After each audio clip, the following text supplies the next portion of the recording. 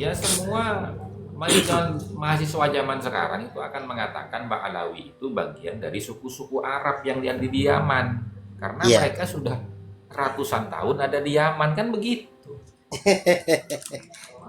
Makanya kan pertanyaan saya kemarin itu, Assalamualaikum. Waalaikumsalam. Pertanyaan saya kemarin itu, ya kan, sejak kapan Ba'alawi itu dianggap bagian dari suku-suku Arab? Kan itu pertanyaannya. Iya. Tak Ya kan, ubahnya seperti Bani Quraisy ya. Bani Quraisy itu, ya kan, dianggap sebagai bagian dari bangsa Arab itu, ya kan, sejak kapan? Kan gitu. iya. Oh, sejak zaman Nabi Ismail menikahi salah satu kerabat ibunya yang dari Mesir, Siti Hajar, kemudian punya anak, dan anaknya itu kemudian beranak pinak dan akhirnya berasimilasi dengan orang-orang Arab Kohton ya. Iya.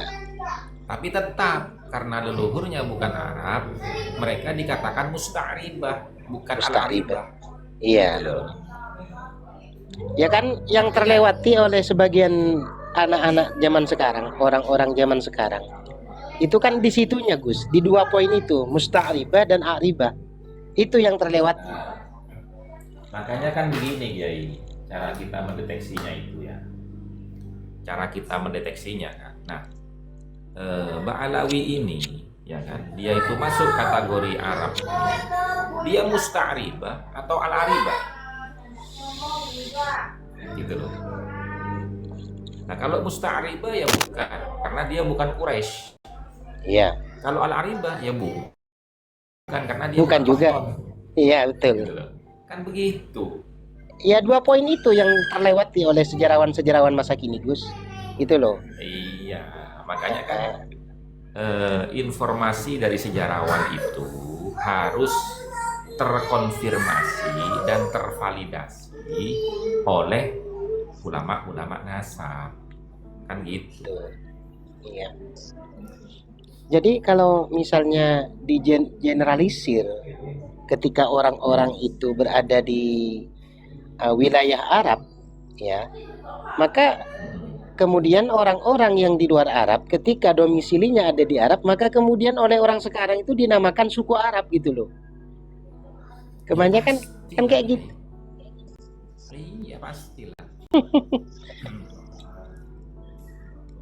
Padahal sebenarnya Sekarang gini Kiai, pertanyaan saya,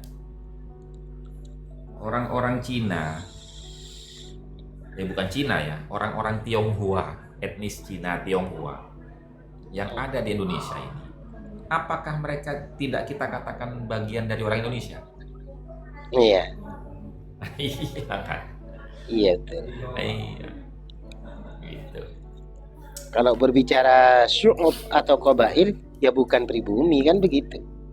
Bukan suku Iya. Jawa. Makanya mereka itu kan setiap ditanya, kamu ini orang mana? Saya orang Indonesia, tapi dari kalangan Tionghoa. Dia menyebutkan sukunya Tionghoa kan? Iya. Iya. Nggak pernah orang-orang Cina itu ketika ditanya, kamu pribumi ya? Bukan, aku Tionghoa, kan gitu. Iya. Kenapa Ba'alawi nggak sejujur itu?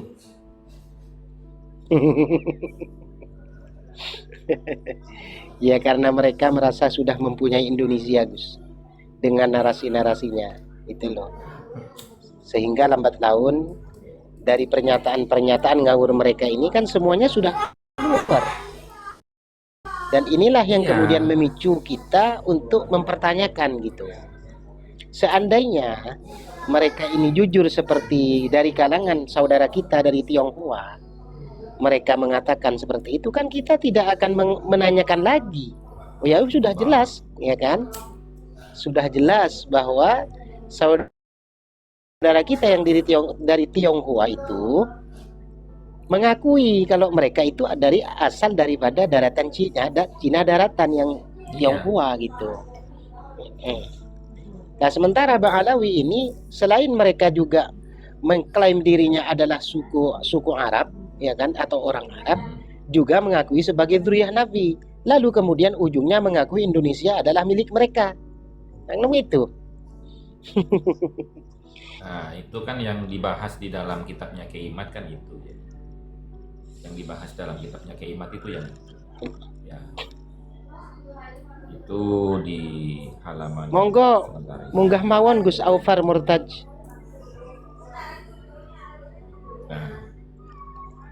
Nah, ini di bab yang ke ini ya. Di bab yang ke-7 ya, bab yang ke-7 itu. Al-babus sabi'u fi Ba'alawi fi Indonesia. Faslun fi anna aktsara Ba'alawi ja'a ila Indonesia fi qarnitasi asyara wal 20 minal miladi.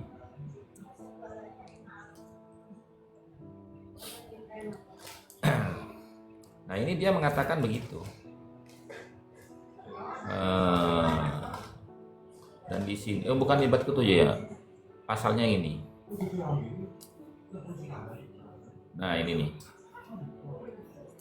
Fi anna jami'a kutubi Ba'alawi fi tarikhi dukhulil Islam fi Indonesia wa intisyarihi mardudatun la yanbaghi an taqra.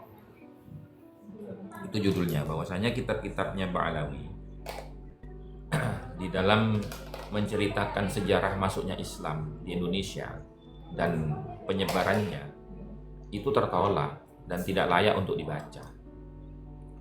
Kenapa? Karena begini, mereka itu ya di antara kitab-kitab Ba'alawi yang melakukan pembelokan sejarah dan penyesatan sejarah itu, yang pertama itu kitab Sultanah Banten Al-Islamiyah Bijazairati Jawa fil Jihatil Gharbiyah, karya daripada Ahmad bin Abdullah Segaf Ba'alawi yang wafat pada tahun 1369. Dia menulis bahwasanya Syarif Hidayatullah Sunan Gunung Jati itu adalah keturunan daripada Abdul Malik bin Alwi bin Muhammad Shahid Mirbad Ba'alawi. Itu di halaman 770. Dan dia mengatakan bahwasanya dirinya itu menulis itu mengutip daripada buku Pedoman Banten yang diterbitkan oleh pemerintah Kesultanan Banten pada pertengahan abad 20 Masehi. Itu di halaman ke-34. Dia mengatakan itu. Nah, kemudian ini kan dusta. Kenapa dusta? Karena Sultan Banten itu telah wafat pada tahun 1808. Artinya awal abad 19. Belum masuk ke abad 20. Fakaifa asdarat kitaban fil qarnil 20. Bagaimana mungkin orang yang sudah wafat ya di abad ke-19 lalu kemudian dia menulis atau menerbitkan buku di abad ke-20, kan nggak masuk akal gitu. Nah, kemudian Profesor Husain Jayadiningrat pada tahun 1913 Masehi telah menulis sebuah buku yang berjudul Tinjauan Kritis Sejarah Banten. Dia menceritakan di situ bahwasanya ada 6 silsilah yang berbeda-beda dari Syarif Hidayatullah yang bersambung kepada Sayyid Musa Al-Kazim. Dan dari 6 silsilah yang berbeda-beda itu tidak satu pun yang berjalur kepada Abdul Malik bin Alwi bin Muhammad Shahid Mirbad Ba'alawi. Dari 6 jalur silsilah itu gak ada sama sekali, Gus. Iya, silakan dibaca di halaman 17 sampai dan 117. Terus kemudian yang Tinjauan Kritis Sejarah Banten itu 1913 loh. Itu awal abad ke-20. Yang menulis itu siapa, Gus? Yang 6 jalur itu diantaranya? Enggak. Profesor Husain Jayadiningrat dalam bukunya itu Tinjauan Kritis Sejarah Banten. Jadi dia mengumpulkan ya kan, data-data ya tentang silsilah kerajaan Cirebon, Banten yang berkaitan dengan Syarif Hidayatullah. Itu ditemukan ada 6 silsilah yang berbeda-beda yang bersambung kepada Sayyid Musa Al-Kadhi. Ya sama seperti Syekh Abu Fadl As-Sinori dalam kitabnya Ahlal Musamarah itu loh. Nah makanya begini, kita itu butuh kepada sumber primer untuk meneliti kebenaran sejarah dan nasab. Tidak bisa kita bicara di dalam sejarah itu dan juga di dalam permasalahan nasab itu dengan tanpa bukti yang jelas. Kira-kira Dan yang itu Gus, yang menulis 6 jalur nasabnya Syarif Hidayatullah yang kemudian disimpulkan oleh Profesor Husain Jayadiningrat itu siapa-siapa kira-kira? ini kan Kiai Imad tidak menjelaskan secara tuntas, dia cuma mengatakan gitu loh, judulnya itu ya kan, kejahatan Ba'alawi di dalam membelokkan sejarah. Padahal sejarawan Indonesia itu tidak pernah mengaitkan nasab-nasabnya itu kepada Ba'alawi. Bahkan ini Syarif Hidayatullah ini 6 jalur silsilah yang ditulis oleh Profesor Husain Jayadiningrat itu tidak satu pun ke arah Ba'alawi, semuanya ke Musa Al-Kadhi gitu loh. Iya. Nah kalau pengen siapa yang menulis, silahkan merujuk kepada kitabnya Profesor Husain Jayadiningrat di halaman 17 dan halaman 117 yang berjudul Tinjauan Kritis Sejarah Banten. Oke. Iya. Itu. Termasuk kan seperti Ahlal Musamarah. Itu kan kitab yang ditulis oleh Syekh Abu Fadl As-Sinori Tuban. Ya, itu ada 3 jalur silsilah nasabnya Wali Songo. Dari 3 jalur itu tidak satu pun yang berbicara Ba'alawi, gitu. Kan gitu. Iya. Nah, lain daripada itu, di dalam kitab ini juga, ya, dia itu mengklaim bahwasanya Imam Bonjol, tokoh pahlawan nasional yang wafat pada tahun 1864 Masehi, itu diklaim sebagai Habib Muhammad Syihab dari kalangan Ba'alawi. Itu di halaman 660. Nah, dan ini jelas kedustaannya. Kenapa? Karena sejarawan dari Sumatera Barat yang bernama Syamdani itu berkata ketika membaca kitab ini pendapat yang tidak ada dasarnya ini. Kenapa? Karena Imam Bonjol itu dia adalah seorang tokoh yang bernama Muhammad Syahab bin Bayanuddin, bukan dari kalangan Ba'alawi. Dan Syahab di situ itu adalah nama, bukan marga. Gelar. Bukan marga. Gitu. Iya. Nah, itu juga didukung oleh buku yang berjudul Sejarah Pergerakan Nasional yang ditulis oleh Fajruddin Muttaqin dan kawan-kawan pada halaman 66. Iya. Tahun 2015 diterbitkannya. Gitu. Masya Allah. Nah, kemudian yang kedua itu ada kitab yang bernama Al-Madkhal ila Tarikhil Islam fi Syarqil Aqsa, karya daripada Alwi bin Thahir, dan kitab Uqudul Almas juga. Nah, kemudian Tajul A'ras, karya daripada Ali bin Husain Al-Attas. Kemudian Al-Imam Al-Muhajir, karya Muhammadiyah Syahab dan Abdullah bin Nuh. Nah, kemudian Islam fi Indonesia, itu juga karyanya sama, Muhammadiyah Syahab dan Abdullah bin Nuh. Raudatul Wildan, Salim Jindan, dan Khulasatul Kafiyah sama Salim Jindan itu. Kemudian catatan kaki kitab Syamsul Dhahirah yang ditulis oleh Abdurrahman Al-Masyhur, yang kemudian diterbitkan oleh Muhammadiyah Syahab dan dikasih takdiqat. Kemudian kitab Rihlatu Jawa Al-Jamilah li Saleh Ibn Ali Al-Hamid Ba'alawi. Nah, itu semua fahaula'i kutubu Ba'alawi allati zakarat anna dukhul al-Islam fi Indonesia bisababihim. Gitu loh. Itu kitab-kitab yang mengklaim bahwasanya Islam di Indonesia ini adalah berkat jasa perjuangan dakwah mereka. Nah, sirqatan li tarikhi salatin wal ulama wal awliya alladzi nasharuhu awalan mundul qarnis tsalis al-hijri. Ini adalah bentuk pembegalan sejarah kesultanan-kesultanan dan para ulama dan para wali yang telah menyebarkan Islam terdahulu sejak abad ketiga Hijriah. Gitu loh. Makanya di sini tuh dikasih peringatan, fala budda li abna'i Indonesia ayyaktubu tarikh dukhulil Islam fiha bimasadirin awwaliyatin mu'tamadatin hatta la yadassu al-adla'ul haqqaru kaba'alawi fi tarikhi usulina syurafa'il amjad. Maka waspadalah para putra-putri Indonesia untuk menulis sejarah masuknya Islam di bumi Nusantara ini harus berdasarkan sumber-sumber primer yang terpercaya, sehingga tidak ada penyusupan ya oleh orang-orang yang tidak punya malu dan rendahan gitu, seperti Ba'alawi ini yang membegal sejarah asal usul bangsa, leluhur dan kehormatan serta kemuliaan silsilah leluhur kita.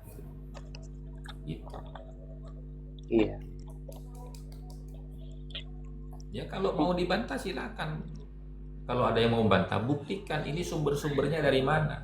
Ini sumber-sumbernya ketika disebutkan tidak ada.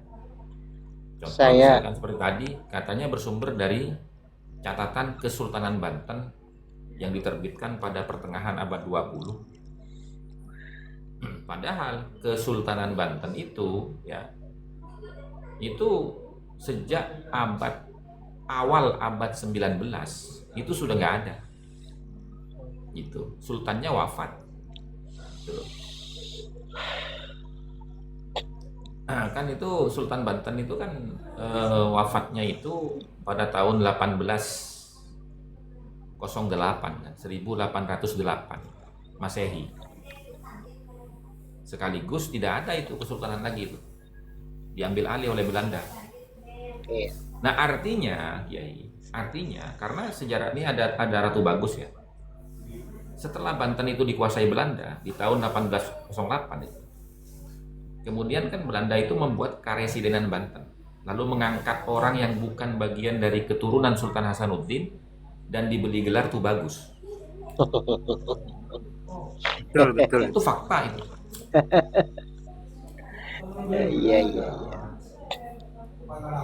Jaga aja mungkin urusan sejarah. Lalu kemudian ada pernyataan yang selama ini tapi jarang muncul itu tapi ada Ketua Rabithah Alawiyah mengatakan Indonesia ini dijajah oleh Portugis Belanda itu tidak punya hutang katanya. Nah, sekarang itu. Bentar.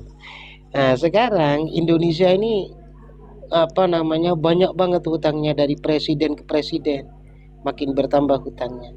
Nah, dalam hati saya mengatakan begini, ini orang ngerti sejarah enggak ya? Nah, karena mau hutang kemana, sedangkan secara ekonomi dan perdagangan itu dimonopoli oleh para penjajah. Sedangkan Indonesia pada saat itu belum berbentuk republik atau negara kesatuan. Nah, gitu kan.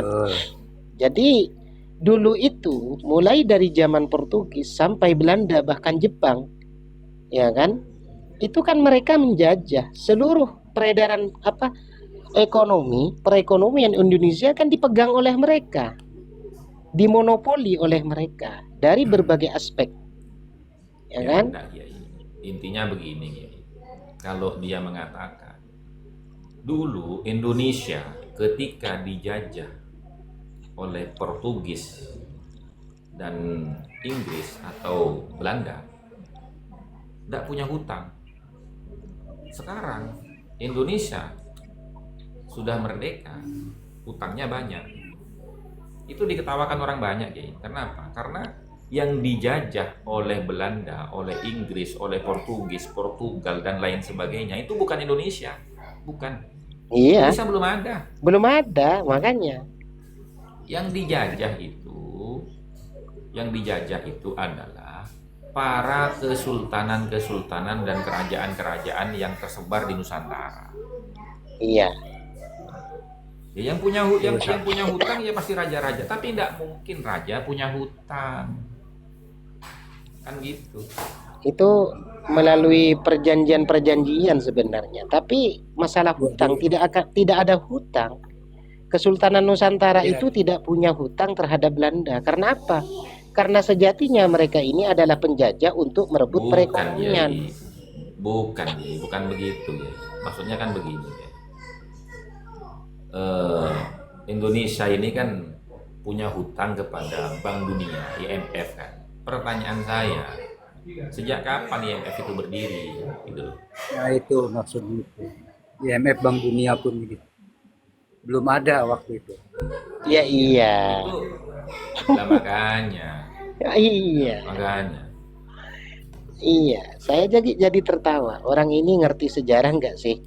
Karena pada saat penjajahan itu Indonesia belum ngerti ada. sejarah, Kiai. Bukan masalah ngerti sejarah. Orang yang tidak paham sejarah pun akan menertawakan, Kiai. Kenapa? Lah namanya negara dijajah, ya tidak mungkin punya hutang karena tidak berjalan pemerintahannya. Kan begitu. Iya. Itu logika gitu loh. Dan pada saat Itu itu logika. perdagangan dimonopoli oleh penjajah. Itu loh. Mau hutang ke siapa? Bukan, Kiai. Sampean bukan begitu, Kiai. Kok dimonopoli penjajah? Gitu loh. Indonesia itu tidak punya hutang karena belum ada, Kiai. Gitu loh, Kiai. Ada. Iya, Bukan masalah pada monopoli. iya Gus. Maksud saya pada saat Indonesia belum terbentuk, seluruh pergerakan ekonomi itu dimonopoli oleh penjajah sebelum Indonesia ada. Kalau sekarang nggak usah dibahas, kan gitu. Kan Iya. kata ketua RA itu pada saat Indonesia dijajah oleh Portugis, Inggris, Belanda bahkan Jepang tidak punya hutang. Lah yang nggak punya hutang mau hutang ke siapa? Sedangkan saat itu Nusantara masih berbentuk kesultanan yang tersebar di seluruh Nusantara. Itu loh. Sedangkan pada saat itu penjajahan itu merajalela di Nusantara. Karena tidak ada Indonesia. Mau hutang ke siapa gitu loh. Bukan mau hutang ke siapa, Kiai. Oh, Indonesianya belum ada kok mau berhutang, itu gimana? Jadi Kiai, Indonesia belum ada, PBB, IMF, juga Bank Dunia juga belum ada. Iya. Ya kok bisa mengatakan Indonesia nggak punya hutang kata ketua RA. Kiai, Ya itu menunjukkan, Kiai, bahwasanya dia itu tidak punya intelektualitas di dalam berpikir, gitu loh. Gitu, Kiai. Asal ngomong, dan itu menjadi bukti kepada rakyat Indonesia bahwasanya mereka itu cuman asal ngomong, gitu loh. Contoh ini ya, saya kasih contoh yang nyata ini. Mereka itu kan mengklaim bahwasanya Islam masuk ke Indonesia ini kan dengan sebab perjuangan dakwah mereka. Ya. Nah, ini jelas dusta. Kenapa dusta? Karena begini, fakta realitanya di dalam kitabnya Ibnu Batutah, ya. Di dalam kitabnya Ibnu Batutah yang berjudul Tuhfatun Nazar fi Ghara'ibil Amsar wa Ajaibil Asfar. Nah, dalam kitab itu dijelaskan bahwasanya Ibnu Battuta ini pernah datang ke Nusantara ini. Kemudian dia disambut oleh salah satu kesultanan yang ada di Nusantara ini yang bernama Sultan Muhammad Malik Al-Zahir. Dan dia melihat di sana bahwasanya Sultan Muhammad Malik Al-Zahir ini berserta dengan rakyatnya itu sudah memeluk agama Islam dan bermadhab Syafi'i. Dan kapan ini terjadi? Ini di abad ke-8, Kiai. Ibnu Batuta itu wafat 779 Hijriah. Ba'alawi belum ada, alias Sakron aja belum lahir, Kiai. Gitu loh. Iya. Berarti Wali Songo juga belum ada. Kemudian belum ada. Coba naik Ahmad. Ahmad naik. Ahmad naik. Nah, kemudian Ba'alawi masuk ke Nusantara ini, ya. Ba'alawi masuk ke Nusantara ini kapan itu? Di abad ke-13 Hijriah. Tidak ada sumber yang otentik yang menyebutkan Ba'alawi itu masuk ke bumi Nusantara ini sebelum abad 13. Nggak ada itu. Kalau ada tunjukkan.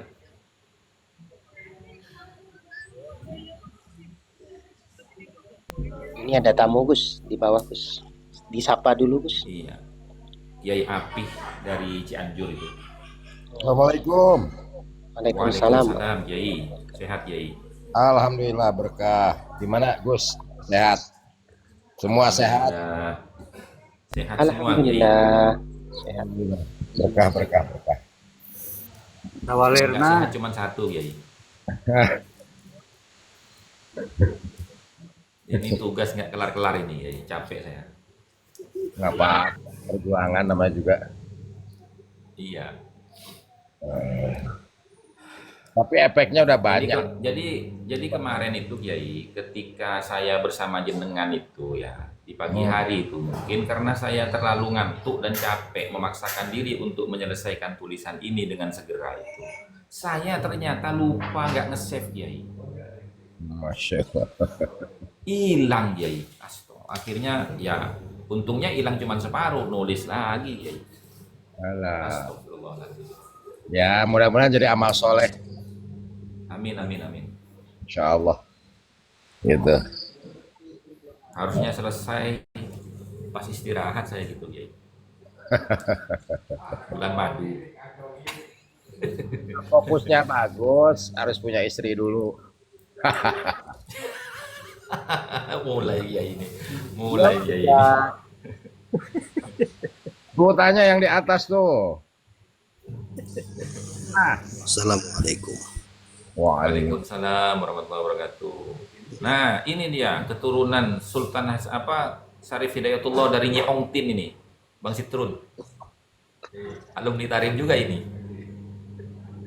Gimana kabarnya Bang Sitrun? Sehat. Selamat malam semuanya, para kiai, para sepuh. Lama nggak gabung ya, setahun lebih ya. Tahun apanya? Hampir 2 tahun lah. Hampir 2 tahun ya. Iya. Surbannya jenengan masih baru itu. Karena jarang saya pakai. Saya pakai kalau acara-acaranya. Sorban Habib itu. Bukan. Bukan itu. Kashmir itu. Kashmir. Iya. Kemarin saya tergoda juga masuk koma lagi gitu. Kan udah nggak buka HP selama 2 tahun saya. Buka HP itu kalau malam aja.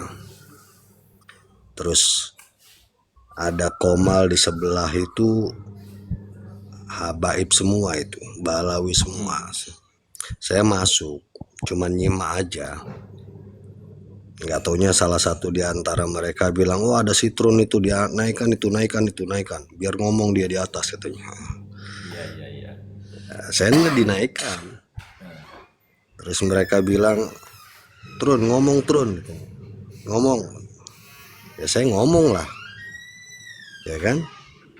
Mereka sebelumnya kan bilang mukimat apa. Saya bilang masalah nasab nggak perlu diperdebatkan lagi, saya bilang gitu. Saya pesan kepada teman-teman mukimat, tolong jangan lagi bilang bahwa Ba'alawi itu nasabnya terputus. Saya pesan kepada semua mukimat, jangan lagi mengatakan bahwa nasabnya Ba'alawi tidak tersambung, tapi katakan bahwa nasab mereka mustahil tersambung karena secara DNA platnya G bukan J1 dan itu tidak terbantahkan. Iya. Wah, di situ saya dimaki-maki langsung. Belum selesai bicara sudah dimaki-maki, suruh turun lagi. Saya bilang, "Oh, semuanya bicara itu satu room." Saya bilang semua omongan saya potong terus. Saya bilang jangan ciri-ciri Balawi jangan ditonjolkan lah di media sosial, saya bilang. Iya. Kalau ada orang bicara itu dipotong. Akhirnya diturunkan. Saya bilang kan saya dinaikkan, suruh ngomong. Sekarang saya ngomong situ pada marah. Kenapa? Kan bicara fakta. Jadi nggak usah lah Bang bilang Sitrun, tersambung atau ini tidak tersambung, jangan lagi lah. Bilangnya banyak mustahil. teman-teman yang belum mengenal panjenengan ini. Ini ada Saya lihat juga orang-orang baru. ada Mbahmu, ada Ratu Bagus, ada Kiai Api dari Cianjur. Oh, Kemudian banyak kiai ya. ada ini Abah Ma'ruf Aldi ini.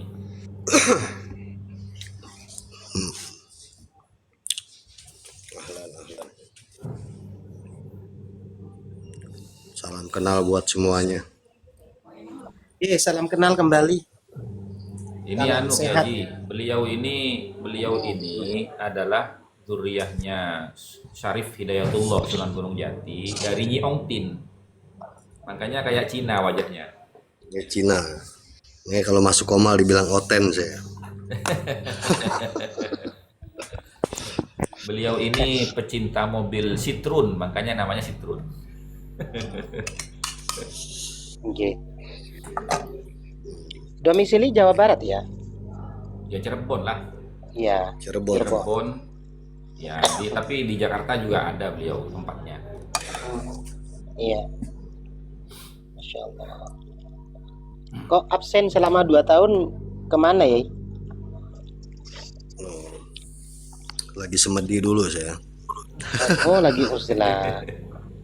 Selain dari ini, Kiai Haji, beliau ini alumni Tarim, muridnya Habib Salim Asyatiri. Oh, di Rubat, dari Rubat ya? Rubat Tarim. Iya, Masya Allah. nah begitu. Nah beliau ini selalu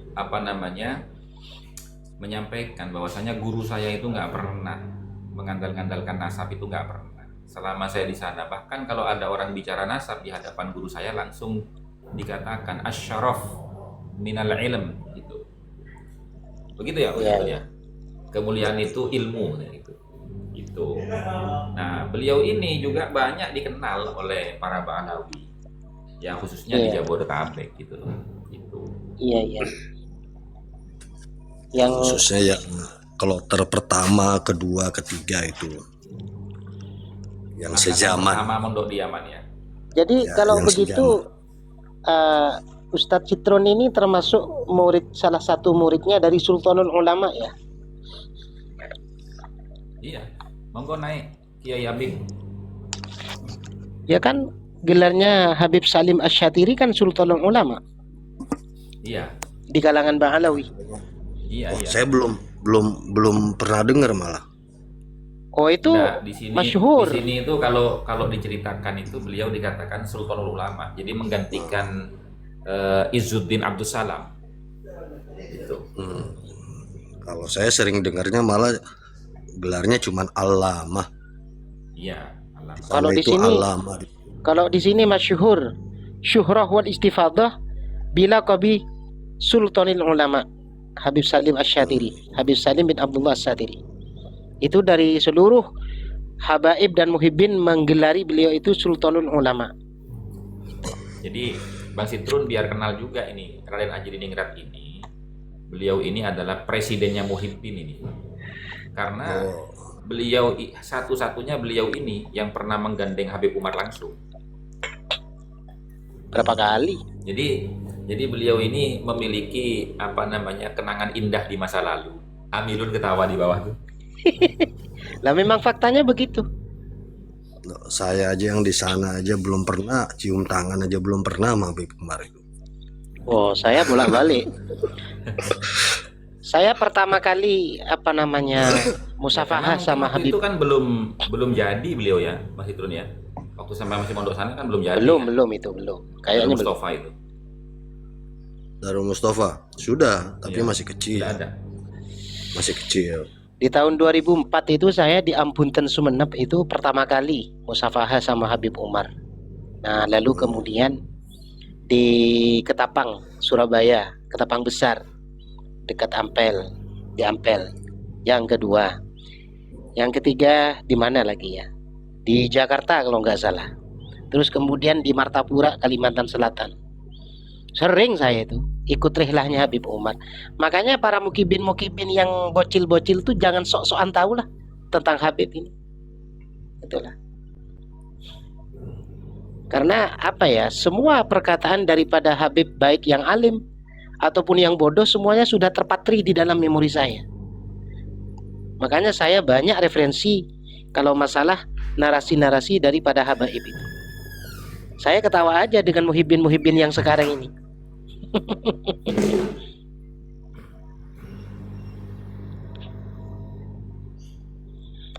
Setahu saya itu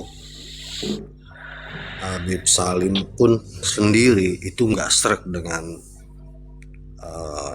yang dilakukan Habib Umar.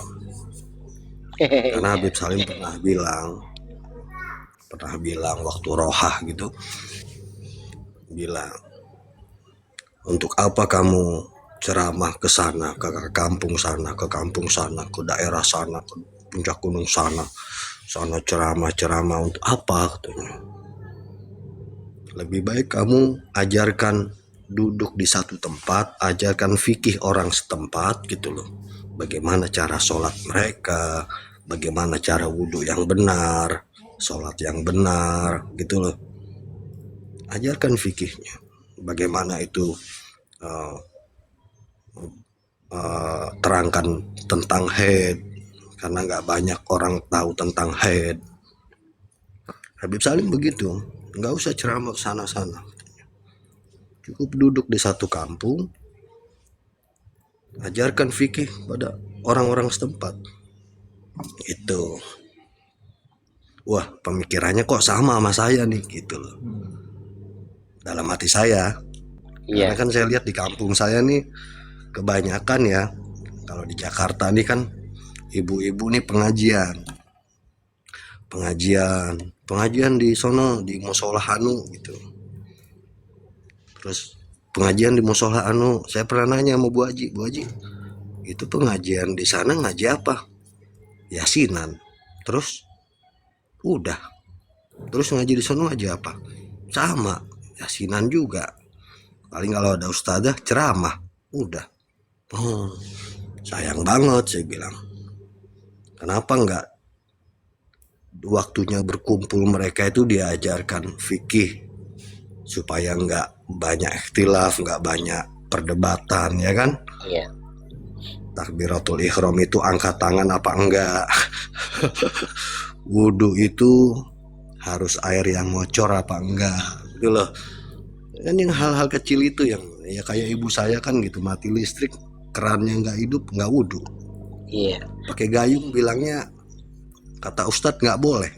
Bang Sitrun, gitu-gitu.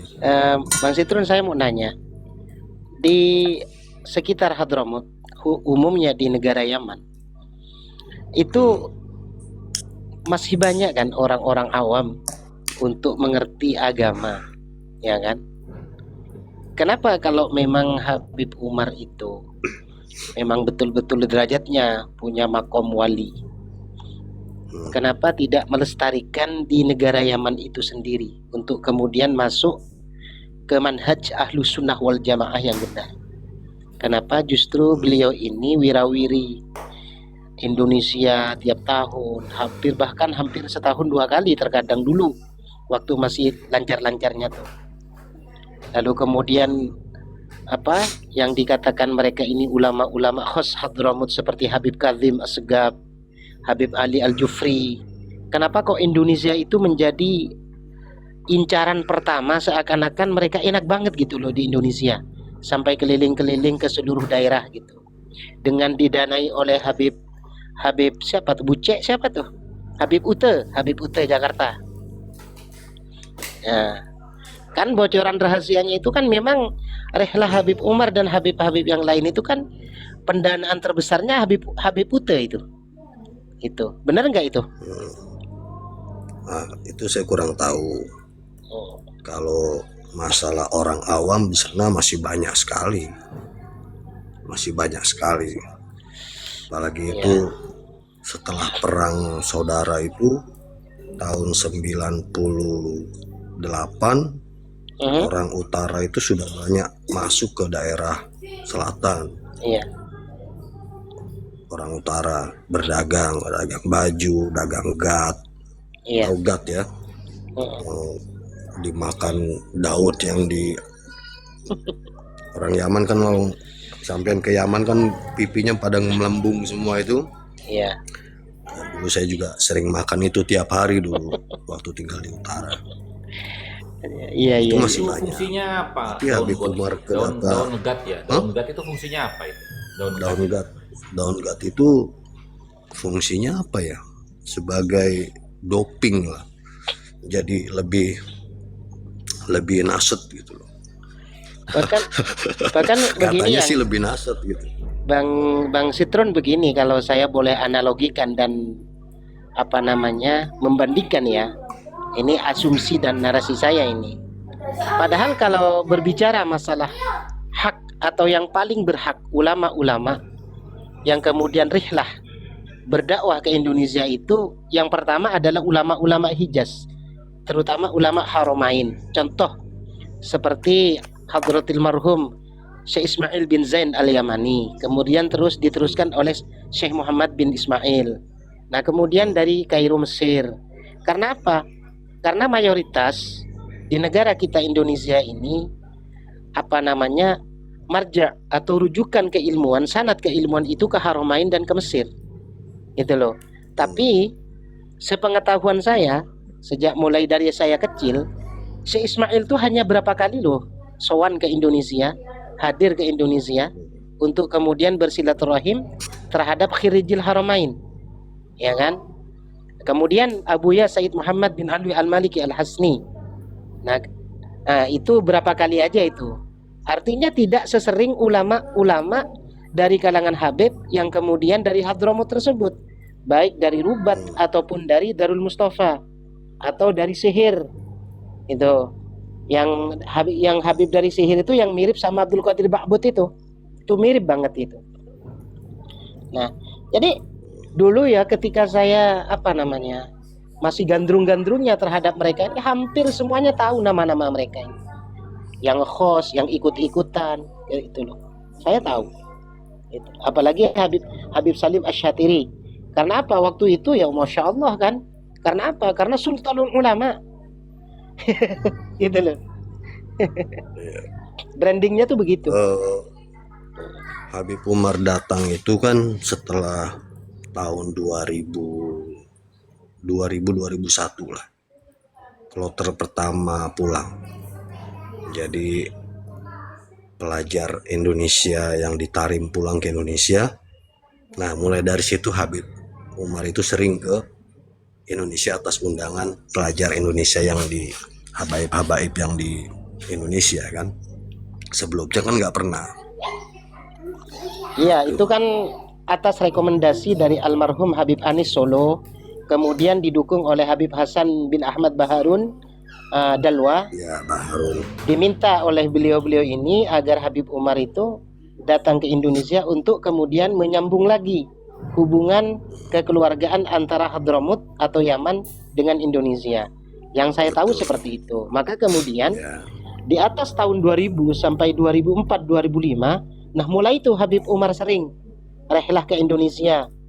Bahkan ada yang banyak yang mengakomodasi, sehingga sampai saat ini banyak ulama-ulama muhibbin itu masih tergila-gila gitu loh. Jadi kita boleh mensinyalir, boleh men-tracking bahwa dari sekian muhibbin yang kekeh dan kuat di Indonesia adalah santri-santrinya ulama-ulama atau kiai-kiai yang gandrung dengan Habib-Habib dari Hadramaut Yaman itu. Jadi begitu ceritanya. Gitu. Ya betul. Ya, Dan Habib-Habib itu terkenal juga kan, masyhurnya itu kan setelah tahun 2000. iya, Setelah tahun 2000. pelajar kloter pertama itu pulang. Pelajar Nah. alumni pertama Darul Mustafa pulang ke Indonesia, mereka Iya. akhirnya membuka majelis-majelis sholawat. Yang pertama itu majelis sholawat apa itu? Ya seperti Habib Syekh lah gitu. Habib Munzir Al-Musawa yang Nah, pertama. ya itu apa angkatan pertama? Habib Munzir Al-Musawa, kemudian Ya. Habib Hasan Al-Idrus Pasuruan, kemudian Habib siapa lagi itu loh? Banyak sih sebenarnya, cuma lupa saya itu. Kemudian dari situ ada salah satu baru- kiai di Jawa Tengah itu Habib Ustadz Rosyad itu. Itu kloter pertama, angkatan pertama Khiriji Tarim Hadramut atau alumni Tarim Hadramut. Habib siapa lagi, banyak sih saya lupa. Nah dari Habib situ Jindan, mulailah Habib Jindan bin yang lain. Novel. Nah itu. Nah, sampai siapa itu yang di sampingnya Rizik terus itu, ada di sampingnya Habib Rizik terus, Muhsin Alatas. Muhsin Alatas, Ya kan? betul. Muhsin Alatas. Habib Jindan Saya bin tahu Novel. itu. Sama adiknya Habib Ahmad bin Jindan bin Novel tuh termasuk angkatan pertama dari muridnya Habib Umar, yang kemudian menjadi menjadi wasilah untuk kemudian memperkenalkan Hadramut atau Tarim Darul Mustafa Hadramut. Betul. Sehingga banyak kiai-kiai Indonesia itu gandrung terpesona dengan dengan narasi-narasi yang kemudian diselimuti oleh adab wal akhlak, bahwa akhlaknya Rasulullah begini, akhlaknya orang-orang Tarim begini, sehingga banyak kemudian mereka ini kemudian menarasikan pengkultusan, kalau saya boleh bilang ya, pengkultusan terhadap wilayah di Hadramut, terutama Tarim di Darul Mustafa Tarim tersebut. Nah itu kemudian banyak kegandrungan sehingga gus-gus dan lora-lora baik yang ada di Jawa dan Madura itu semuanya terpesona dengan itu, sehingga banyak kiai-kiai ulama Madura Jawa mengirim anaknya ke Hadramut. Sedangkan angkatan sebelumnya itu tidak ada yang ke Hadramut. Mereka semua kalau tidak Haramain ya Mesir, Kairo.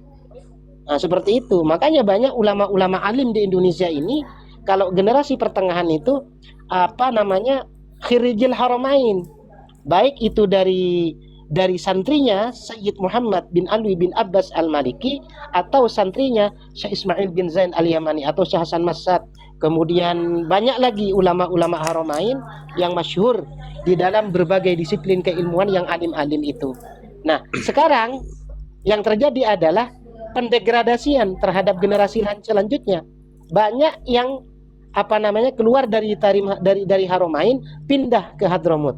Nah, maka kalau boleh saya memberikan usul kepada teman-teman, kembalikan lagi. Karena sejatinya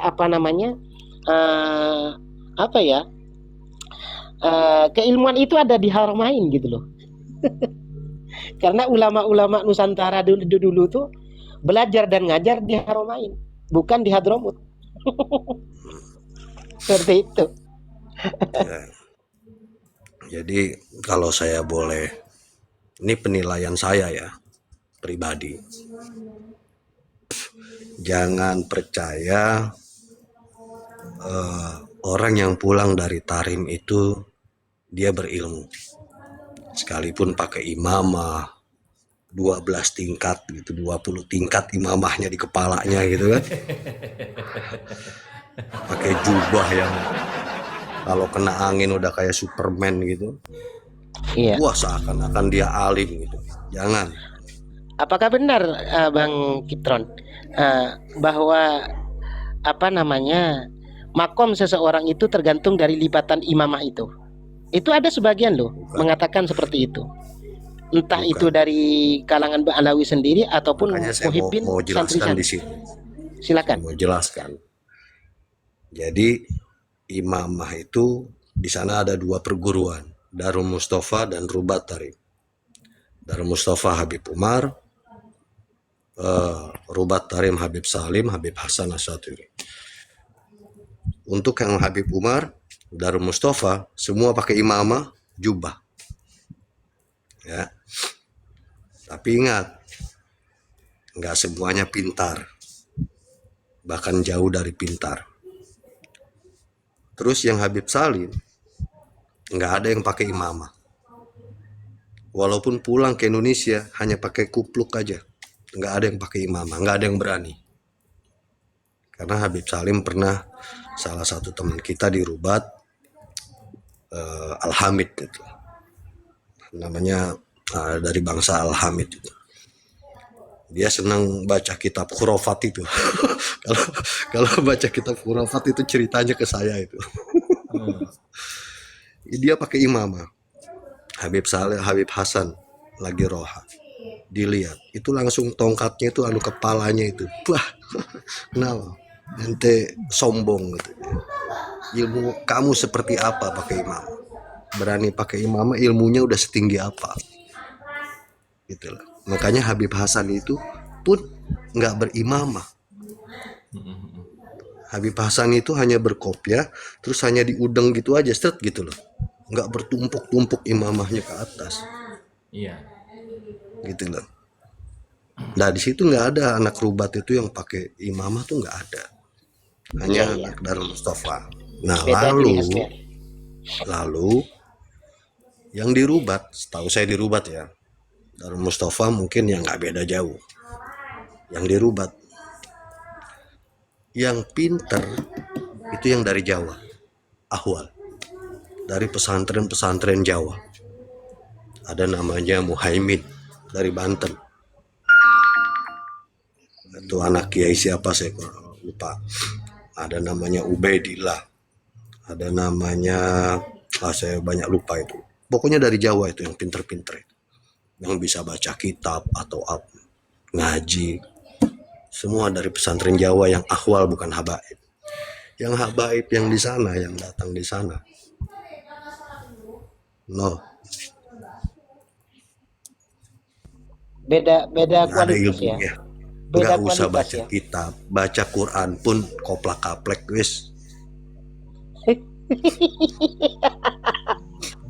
Assalamualaikum, Makanya abang. terus sampai di sana cuman Waalaikumsalam. bikin, Waalaikumsalam. Sampai di sana cuman bikin masalah terus yang membuat Habib Salim itu marah. Yang rokok, yang malas ngaji, yang cuman main-main aja, sampai Habib Salim tuh marah. Kamu datang ke sini ngapain? Gitu loh. Bahasa Arab nggak bisa. Ya kan? Terus ngapain datang ke sini? Kata Habib Ini Salim. itu kalangan Ba'alawinya ya. Ya. Tapi Habib Salim kan ngomong ke semuanya gitu kan. Ngapain Iya, kamu iya. ke sini? Cari Maksudnya barokah. yang kerjaan yang ngerok bahasa Arab itu yang Ba'alawinya itu. Iya banyak. Iya. Wes mokong-mokong tambeng-tambeng wes. Iya, iya. Nah, yang baik itu cuman beberapa, saya ingat Hasan Al-Jufri. Orangnya baik gitu ya. Baik. Yang lainnya itu kayaknya nakal terus dikirim ke Tarim. Nakal kirim ke Tarim. Jadi penampungan orang nakal aja. Makanya sampai Habib Salim bilang begini. You ngapain duduk di sini? Cari barokah. Duduk di sini terus dapat berkah. Enggak. Kata Habib Salim, ente nggak bakal dapat barokah. Walaupun ente duduk berhari-hari di sini nggak bakal barokah. Walaupun ente duduk di pengajian sini tiap hari ngaji dengarkan saya, kamu nggak bakal barokah. Kenapa? Karena barokah itu ziyadatul khair. Ziyadatul khair, kata Habib Salim. Kalau kamu nggak bertambah baik, ya nggak barokah namanya, nggak ziyadatul khair.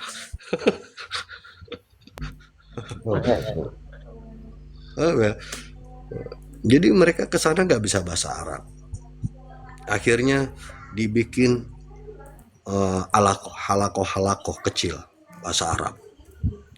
Satu halakoh itu 10 orang, 10 orang, 10 orang. Ini pimpinannya. Wah, dia menghafal mutarodifat tiap hari, mufrodat. Tapi saya bilang nggak sampai 2 minggu. Bener? Bubar. Sampai Habib Salim bingung lagi, gimana caranya ini? Akhirnya saya bilang, saya ajarkan Mbak Habib, siap mengajarkan mereka bahasa Arab yang mudah. Tapi saya pastikan akan sisa satu. Jadi ada sekitar 60 orang yang dikumpulkan. Dari 60 orang ini akan sisa satu, saya bilang. Kenapa? Karena saking mudahnya. Habib Salim bingung, kenapa sisa satu? Karena saking mudahnya. Karena merasa mudah mereka akan keluar. Benar, sisa satu. Hanya 30 hari, sisa satu, muridnya anak yatim yang dibiayai oleh Habib Novel bin Jindan. Ahwal. Sisa satu. Akhirnya ya udah, kamu mau belajar datang ke kamar saya. Ketok pintu saya. Walaupun saya tidur, saya akan bangun. Tiap hari dia ngetok pintu saya. Sampai akhirnya dia tahu nahu. Oh, saya baru tahu nahu. Walaupun saya nggak hafal alamatul nasbi itu berapa, alamatul rofa itu berapa, alamatul jazm itu berapa, saya nggak hafal. Tapi saya bisa baca ini majrur, marfu, mansub. Karena saking mudahnya gitu loh. Ya itu aja, sisa satu. Sampai Habib Salim, bener kata kamu, sisa satu. Hanya ini aja. Ya kenapa? Habib, bodoh itu bisa diajarin. Salah bisa diperbaiki. Tapi karakter nggak bisa. Iya. Itu udah karakter. Iya. Karakter mereka Jadi menyederhanakan, karakter mereka ini meremehkan, seperti apa merendahkan. kalau karakter mereka ini Bang Citron? Menyepelekan, merendahkan. Ya, Ya kan? gini Kiai, apa namanya? Makanya, Kalau watak antum, sifat Kiai, karakter itu kan nggak bisa dirubah, Kiai. Watak nggak sifat bisa dirubah. karakter itu kan nggak bisa dirubah, ya kan? Mm. Nggak bisa itu. Kalau memang orang wataknya seperti itu ya terus begitu. Nah, hanya saja Salah bedanya bisa diperbaiki. orang yang wataknya seperti itu, kalau dia berilmu dengan orang yang watak seperti itu tidak berilmu, itu ada perbedaan, walaupun sedikit agak ngerem lah gitu loh. Karena direm oleh ilmunya gitu. Gitu. Saya bilang sama Habib Salim, salah itu bisa diperbaiki, bodoh bisa diajari, tapi karakter nggak bisa. Lihat, karakter habaib Indonesia semua sama.